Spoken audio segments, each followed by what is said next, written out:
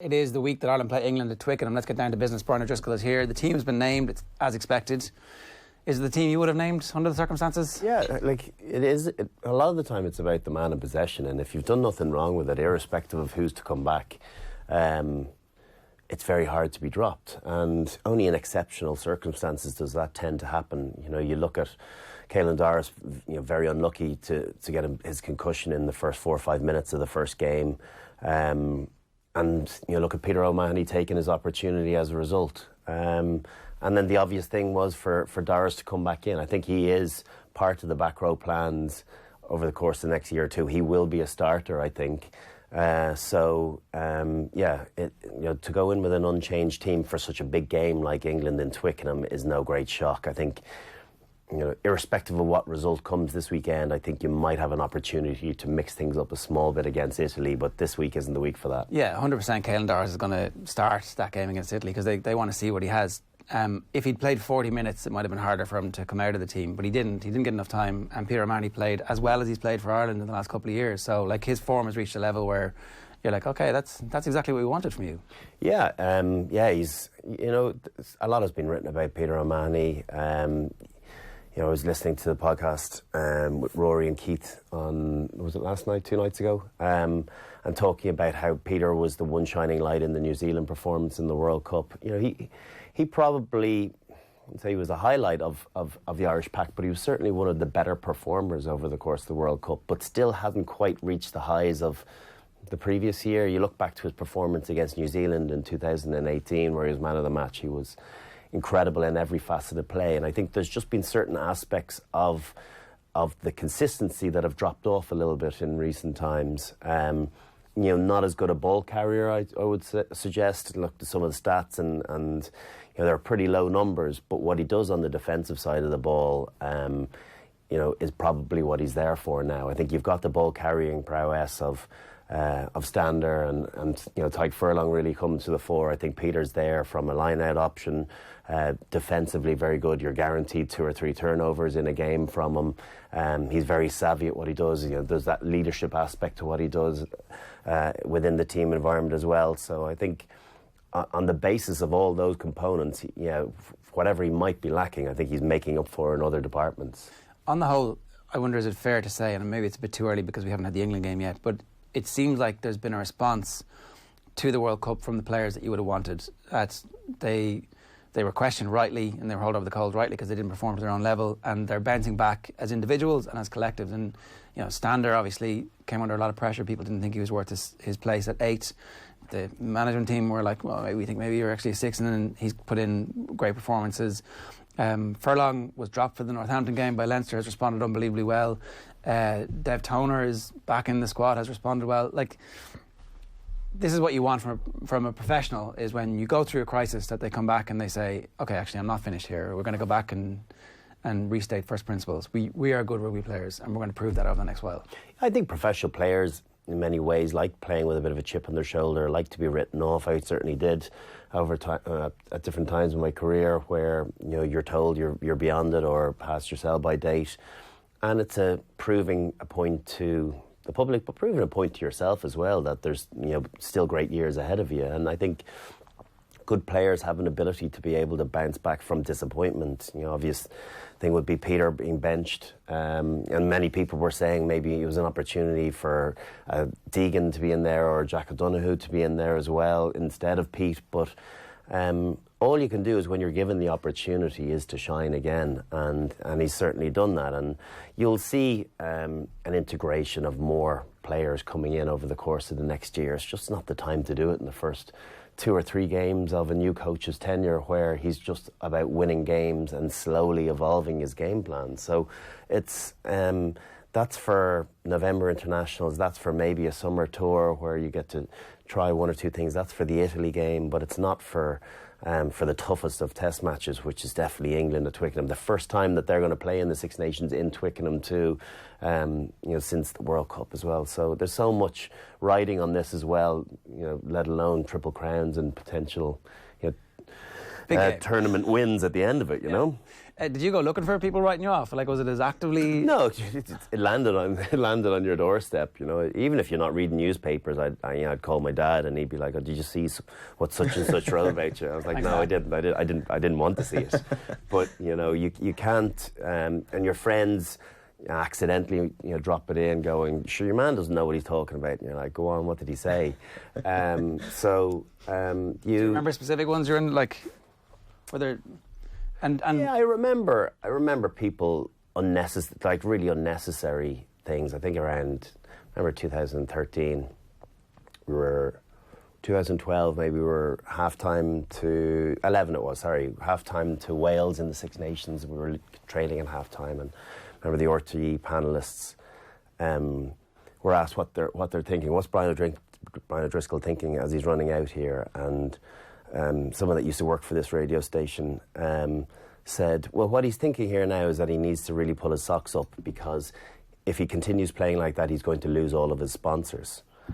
And I just thought, well, that's personal. There's more to that than just a playing capacity. But when I heard that, it's not that it motivated me, but I just thought, you've got to rise above that as well. But I want to constantly be able to evolve my game where people aren't in a position to be able to say those things, and just silence the critics. And whether you rate their opinion or not, it's just about not giving them ammunition to be able to come at you. Yeah, hard to do that though, isn't it? To actually get the brain space to go, okay, I'm going to be calm about this, as opposed to Yeah, and when any of us have these experiences in any walk of life, is like.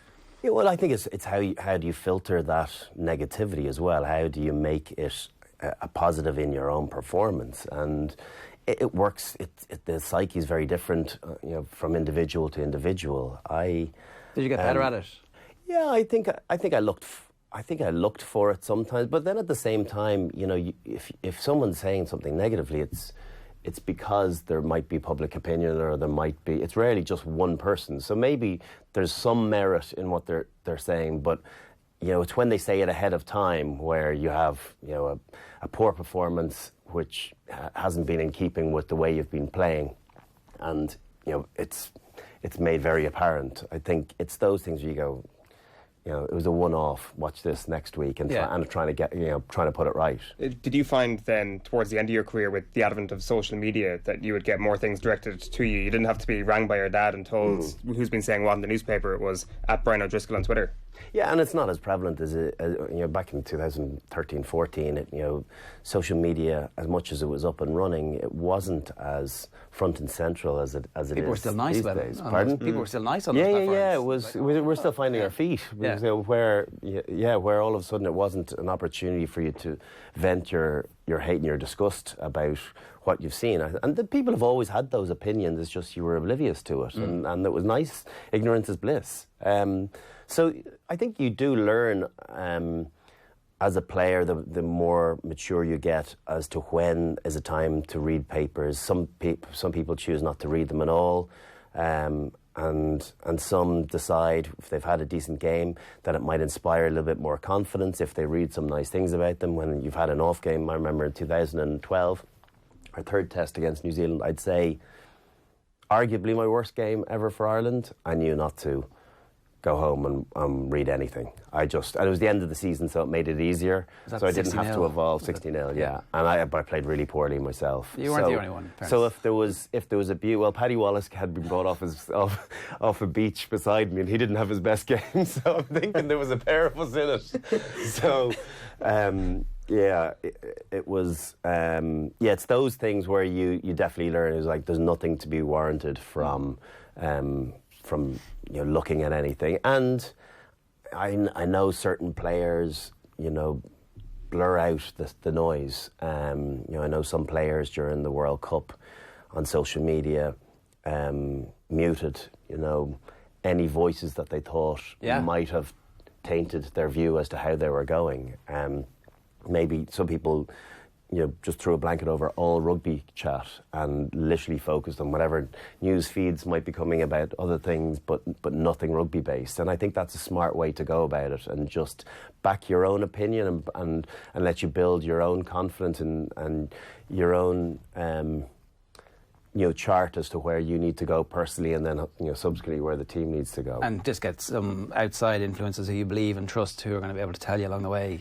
Sounding boards. You do have to be cocooned. You have to, as much as you always are at Rugby World Cup, you've got to, I think if you start listening to the outside noise, particularly if it's negative, that can begin to infiltrate a little bit. And I think back to 2007, we definitely took on board some of the pressures that were coming with. Well, there was wild gossip. Yeah, and so little of it was true. Yeah.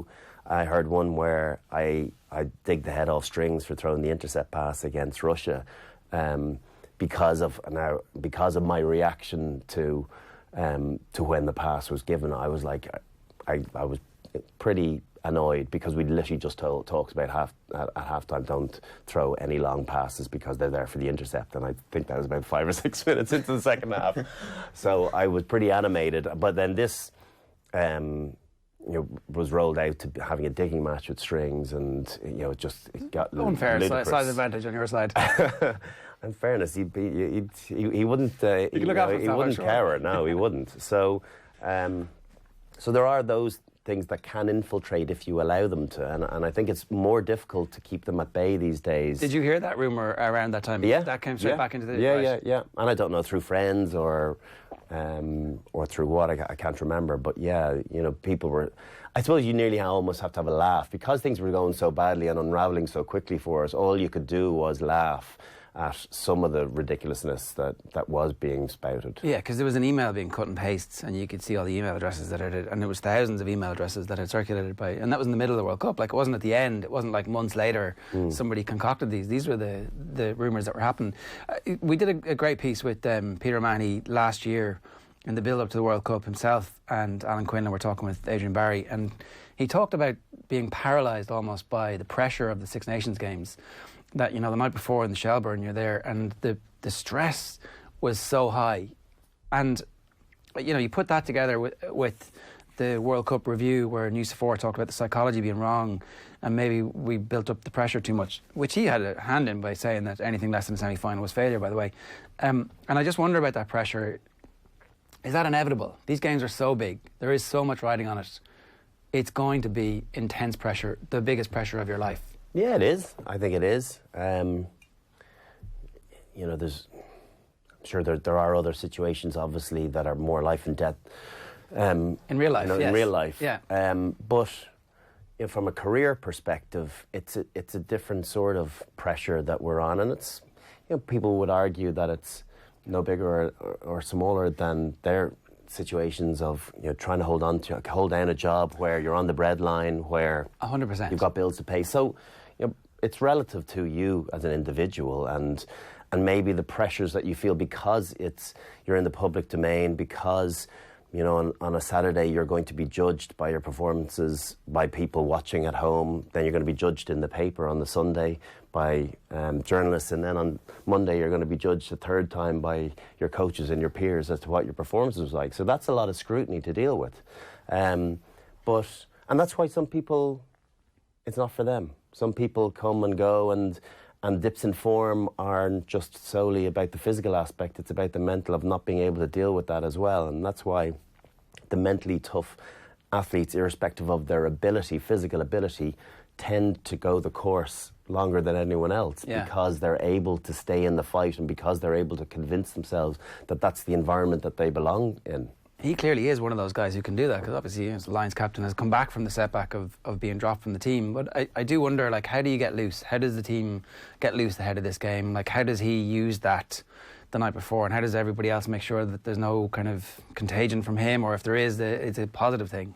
I think everyone's feeling their own pressures as well. It might not, that's an individual thing to him. I'm sure some guys are very relaxed, or some guys on the facade look very relaxed, but inside they're crying. So you don't fully know about how different individuals are, and you could see it. I used to always love, and I've talked before about the bus journey to internationals, where at the start, a couple of people were wearing headphones. By the end, nearly everyone was. And that was particularly, I used to just have a chat with Raj, because he was someone that never listened to music, but he'd be very focused, and you could see the nervousness on his face going, and I was just trying to have a laugh, because that was about expending my own nervous energy, and he'd be telling me to piss off and stop annoying him.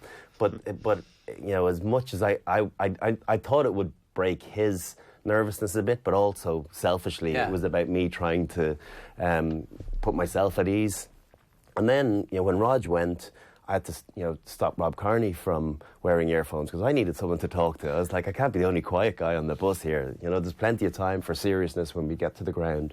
Whereas now, beforehand, what's the point in being tense for 2.5 hours?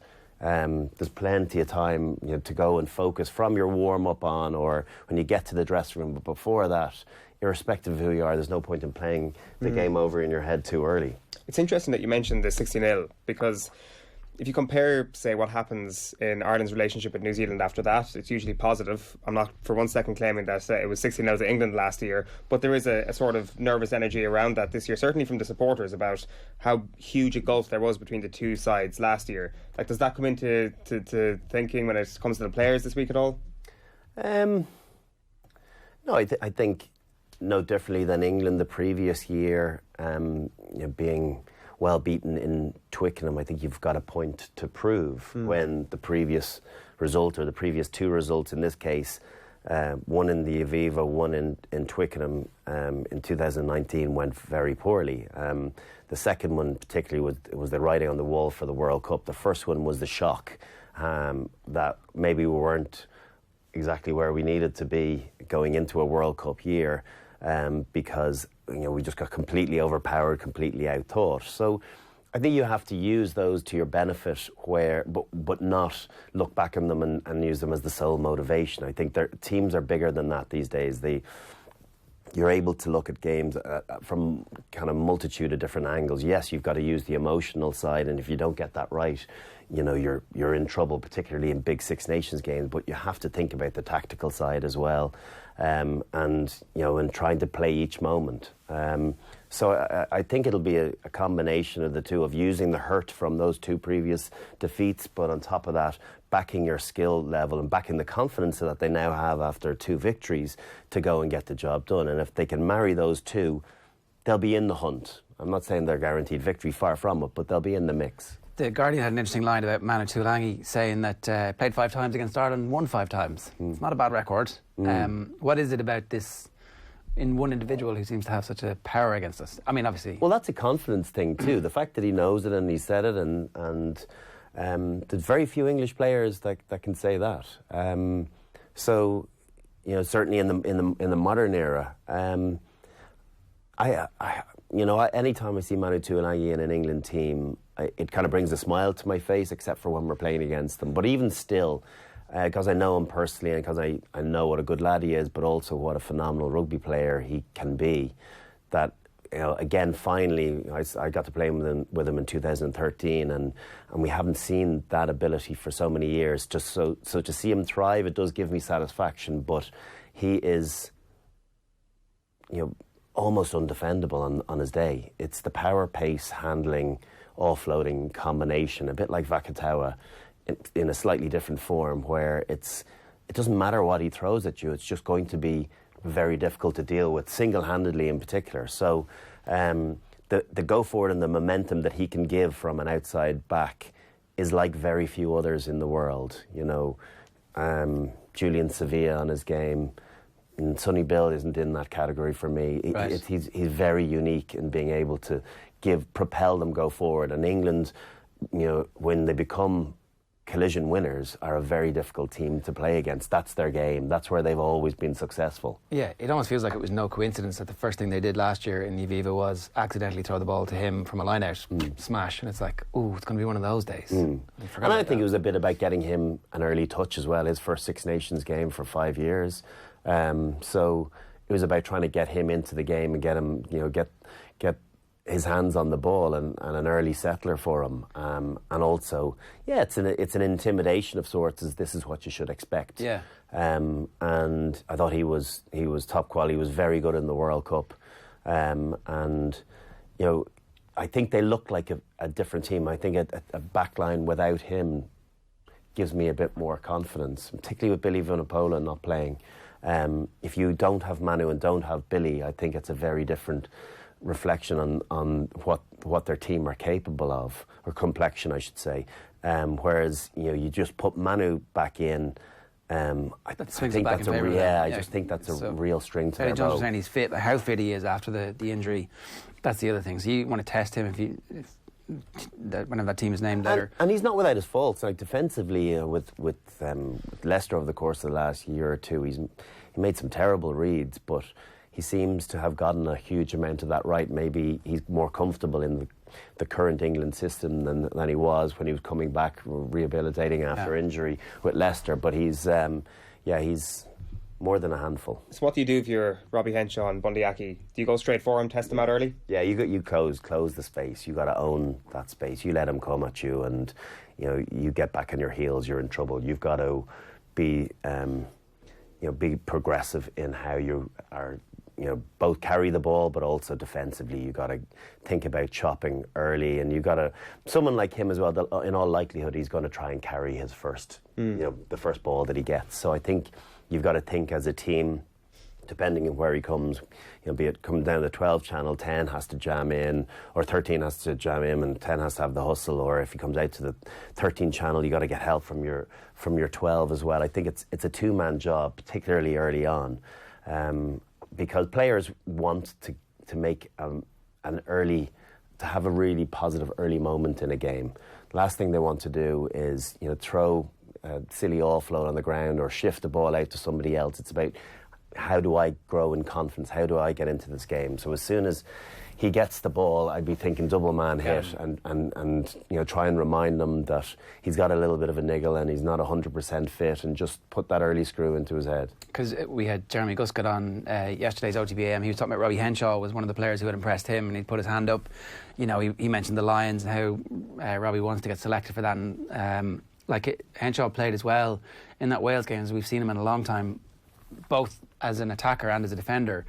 So this is a chance for him to remind everybody just how good he is, because that sense of Robbie Henshaw being a global superstar or somebody who could take Irish rugby to the next level, it dissipated a bit through the injuries over the last couple of years. Yeah, it did. He's got no run at it, and with that, I suppose, creates question marks as to obviously beyond the durability, as to reminding people how good he can be. And when he is on the top of his game, he's a shoe-in into the side, whereas in recent years there's uncertainty because of him coming and going from the team, because there's been different combinations. He gets a run of a year or two without break, and I think he's a starter. I think he is our best defensive player in the back line, both as a tackler and as a reader of the game. So I think there's a real security that comes with that when he is in the team.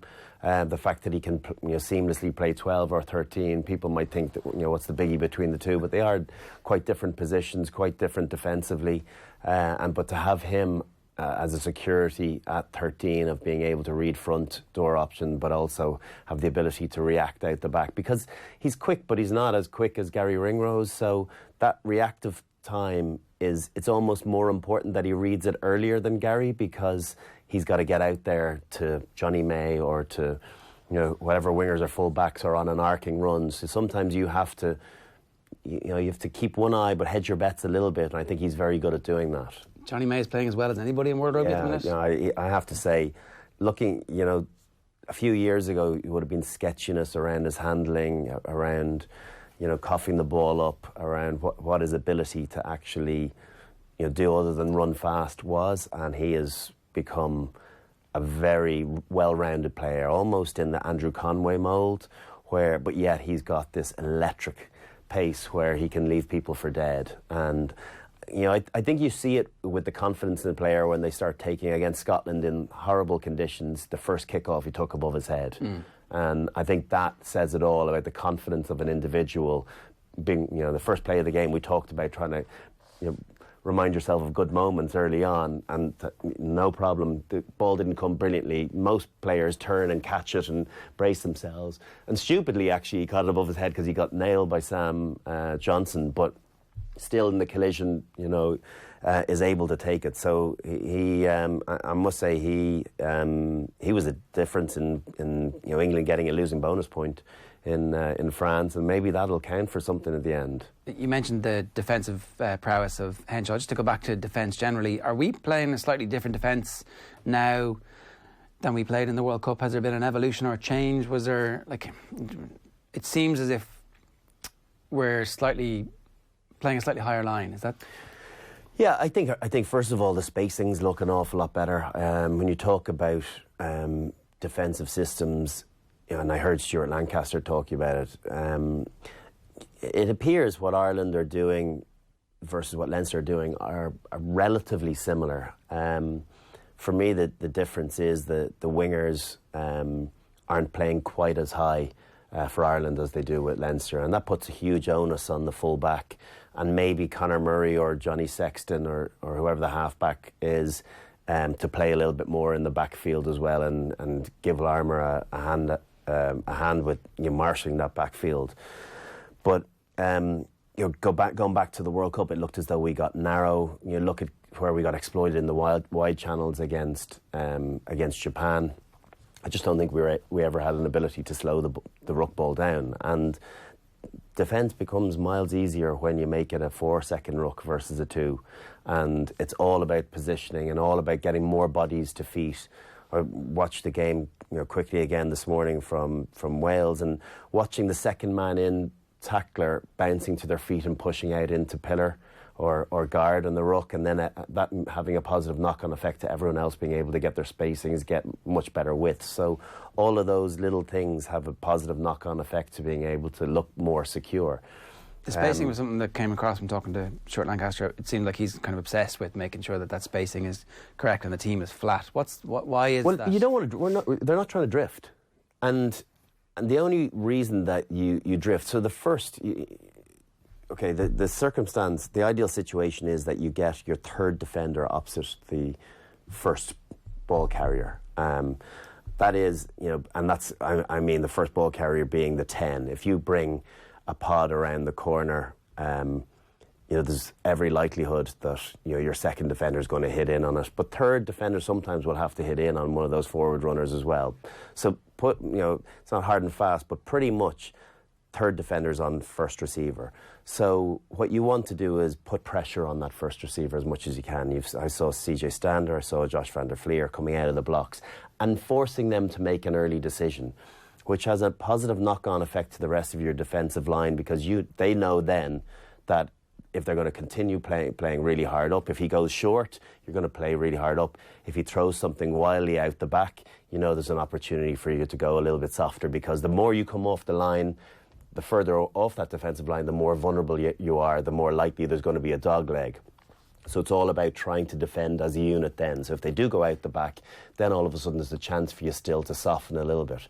It's when they come direct and square at you, that's when they're not thinking about drifting at all and leaving last man. If they do get to the extremity and get outside you, good luck to them. That's where your fullback then closes the gate, or the scramble, or your blindside winger or your 9 will get to a scrag on the 5 metre channel, and that's what you're looking for. You don't want to find that situation very often, but on the occasion that it does happen, you'll survive. And the point of that is to kind of cheat up and almost eat up the ground, so that the opposition are going backwards and they're forced to kick back to you. And you. Yeah, but also what does an out half want? He wants time to make his decision. So if you see Josh van der Fleer flying out of the blocks and giving him a second to make a decision, there's not much of a chance to think about a cross-field kick or a dummy switch or to pick your pass. You've got to make an instant decision, and when you're forcing a quick decision to be made, you don't always pick the right option. There might be holes elsewhere, but if you have to throw to your first option, that isn't always the right one to go to. I think one thing Ireland do have to be a little bit careful of, as third defender is shooting up, and particularly in Josh's case, because he's trying to put so much pressure on that out half, is to not leave his second defender behind. So he has to be able to see the picture in front of him. If the 10 has a runner, particularly a winger, a blindside winger on his inside, that dog leg with second defender and third defender can invite someone into that hole. Wales nearly had a little bit of success with that, And Josh, in particular, because he's good at it, has to be even more mindful when it's a front rower, when they've just come out of a scrum and or they're on a 4-minute, 3-minute defensive sequence, that it's not Tyg Furlong or it's not Cian Healy or one of the other front rowers, where the likelihood is they're going to leave them behind. They're athletically great, but everyone suffers fatigue, particularly coming out of a scrum. Yeah. So don't sell out to the tackle too much. So you've got to be able to identify when there's that threat inside, and maybe you just come off the gas by a yard and buy your second defender a little bit more time. If there's no one on the inside, you can go harder, you can get after it because there's no option there.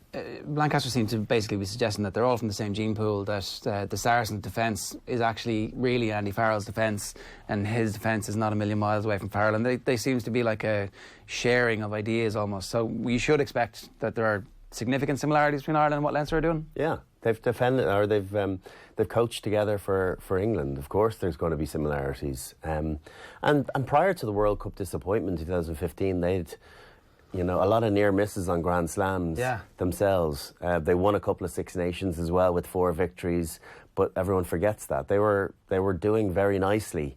It's just they imploded a little bit at the World Cup. So take your points, don't kick to the corner. Yeah. Like take a draw. Yeah, take a draw. Yeah. So, so there's no shock that they have similar philosophies. I think coaches always, in everyone that they work with, they always take the bits that they think most relevant to their own coaching style and integrate them with other ideas, and you'll see that evolution over the course of the next 10 years, particularly with Stuart Lancaster, who's still, I know he's 50, but he's still got 10 great years of coaching ahead of him at least.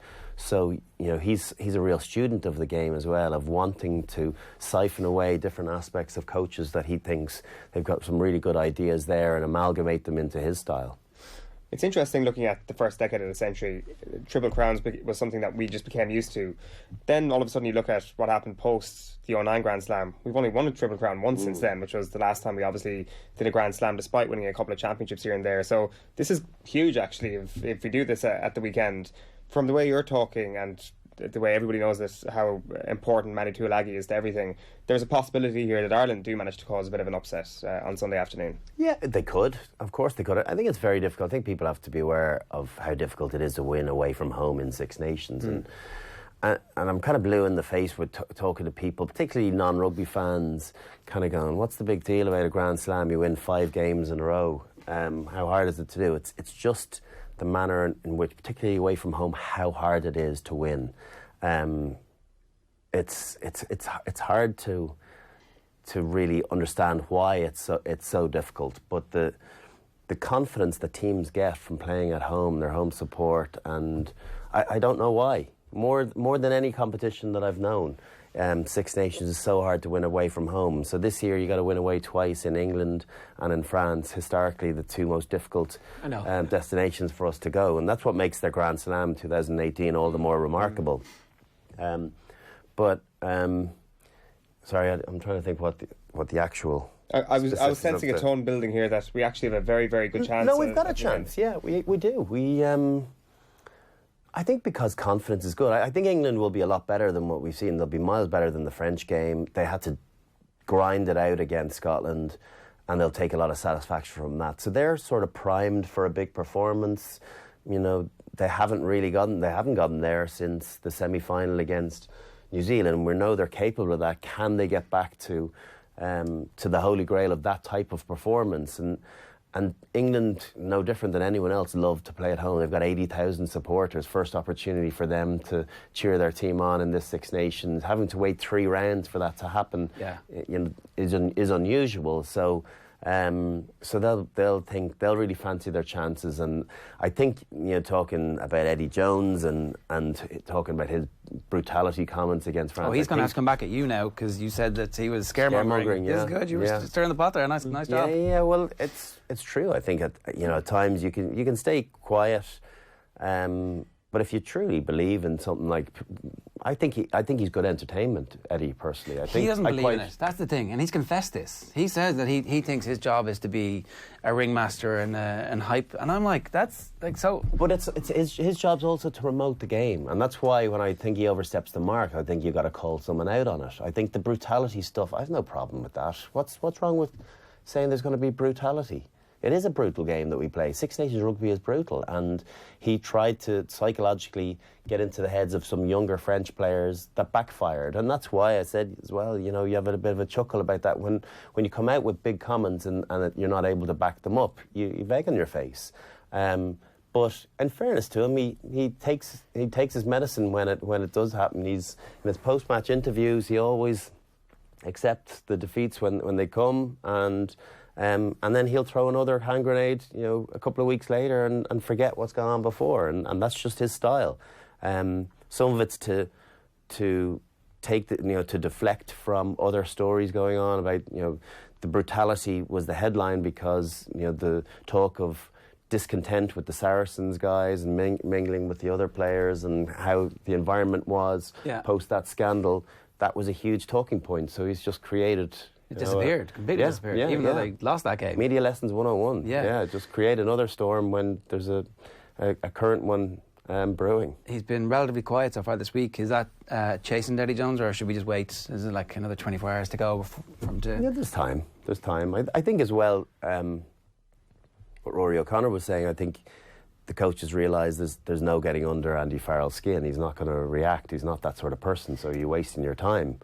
Eddie Jones already had his barbs early on talking about him being, you know, there's been lots of guys that have been great assistant coaches, but when they step up to the plate, it ain't so easy. So he had those words before game one, and so far Andy's answered any questions that have been posed of him. So this is the real test.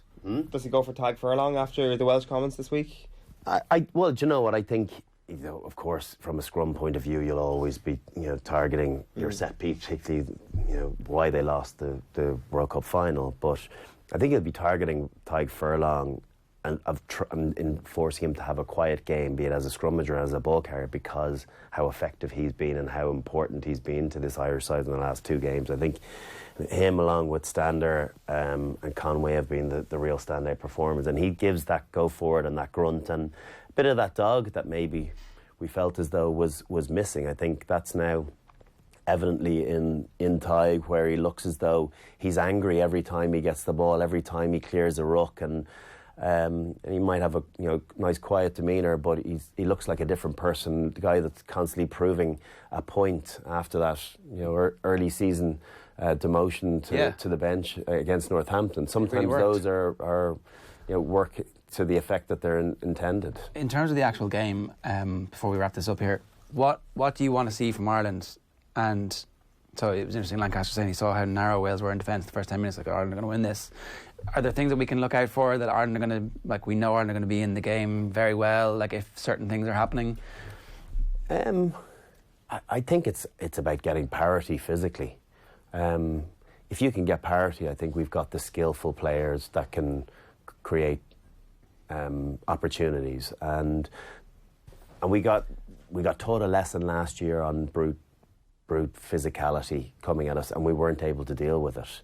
I think psychologically you've got to be prepared for that, of how fast that first 5 or 10 minutes is going to be, and expect it, and not wait for their purple patch to come out from the off, that you try and impose yourself on the opposition, you try and be the one to dominate physically. I think if we can get parity, I think we've got again that brains trust at 9-10 to work the game plan where needs be, and that's to kick where necessary, kick to contest, play for territory, but also to play with ball in hand and to play with the freedom that they clearly have under Andy Farrell, and to throw some riskier passes and throw those offloads. We saw an improvement last week. I hope we continue to see it, because it looks as though they keep talking about having a lot of fun.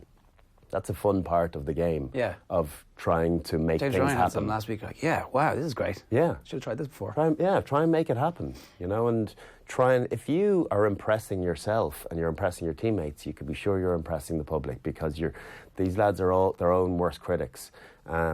So I would love to see that. I'd love to see, that physicality and contact ball, with ball and without, but then the willingness to be able to push the pass and then try, see some of the things that they've been working on the training ground as well. That try against Scotland that we'd never seen before, that little interplay. Yeah. I'm sure there's some more of them. We became so reliant on Joe Schmidt power plays that now it's, the last couple of games we've grinded out a little bit more. Some lovely play against Wales, but it'd be lovely to be able to see what they're capable of with their passing game as well, and get the ball to the threats of Conway, Larmour and Stockdale. They want more touches. I thought they were great in the last game, and if we can get them the ball more often, I think no different than Johnny May in England will cause them some problems. So you'd still make England favourites to win this game? I think they are, because they're at home and because they're World Cup finalists.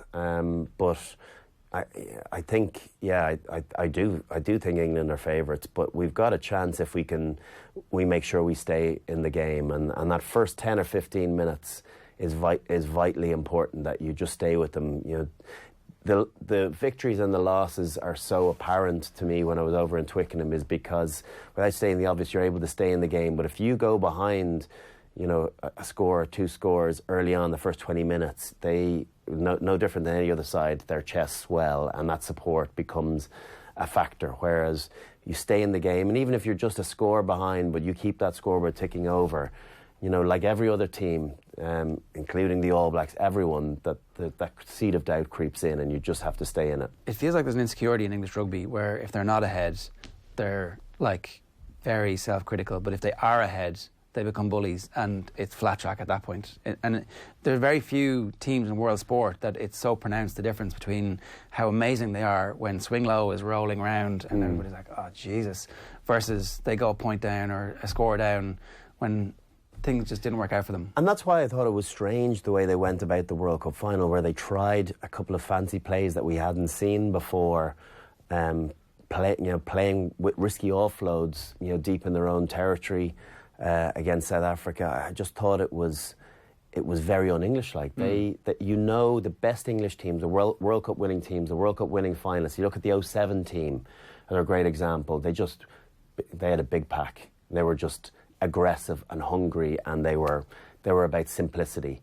And I think that's where England are at their best. And the skillful players look magnificent, but that's only because of the great foundations that a big marauding pack allow them to play off. So.